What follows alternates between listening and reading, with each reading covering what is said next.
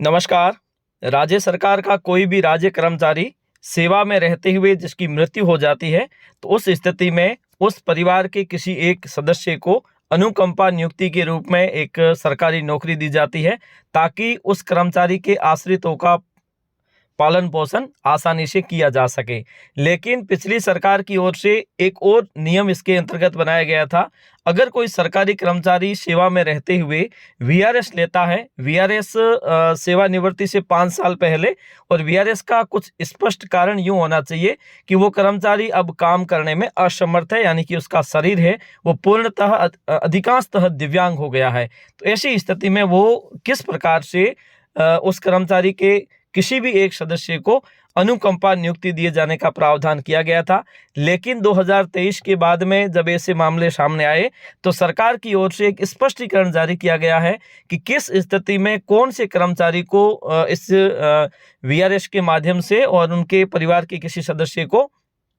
अनुकंपा नियुक्ति दिए जाने का प्रावधान किया गया है। चलिए उस आदेश को देखते हैं जिसके अंतर्गत क्या स्पष्टीकरण दिया गया है। तो ये आदेश है कार्मिक विभाग राजस्थान सरकार का, और समस्त अतिरिक्त मुख्य सचिव, शासन सचिव या शासन सचिव विशिष्ट सबको और समस्त विभागाध्यक्ष को लिखा गया है। और ये कहा गया है कि राजस्थान स्थायी पूर्ण दिव्यांग सरकारी कर्मचारी के आश्रितों की अनुकंपा नियुक्ति नियम 2023 के अंतर्गत दे अनुकंपा नियुक्ति के संबंध में स्पष्टीकरण।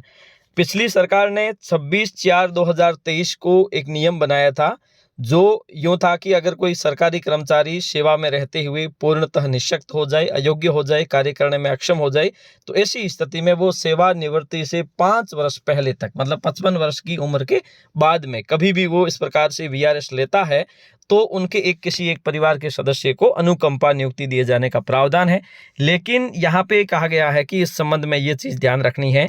एक तो किसी भी सरकारी कर्मचारी की ड्यूटी में रहते हुए उक्त नियम 23 के जारी होने की तिथि 26/4/2023 से पूर्व वर्षों में दुर्घटना हुई है, परंतु स्थायी रूप से दिव्यांगता होने का प्रमाण पत्र मेडिकल बोर्ड से उक्त नियम 2023 के लागू होने, यानी कि 26/4/2023 के बाद का प्रमाण पत्र जारी होना चाहिए, जो मेडिकल बोर्ड के माध्यम से जारी किया जाता है। अगर वो कर्मचारी ड्यूटी में रहते हुए दिव्यांग हुआ है या फिर किसी प्रकार से निःशक्त हुआ है, और उसका जो प्रमाण पत्र है मेडिकल बोर्ड के द्वारा, तो 26/4/2023 के बाद का बना हुआ चाहिए, उससे पहले का नहीं होना चाहिए।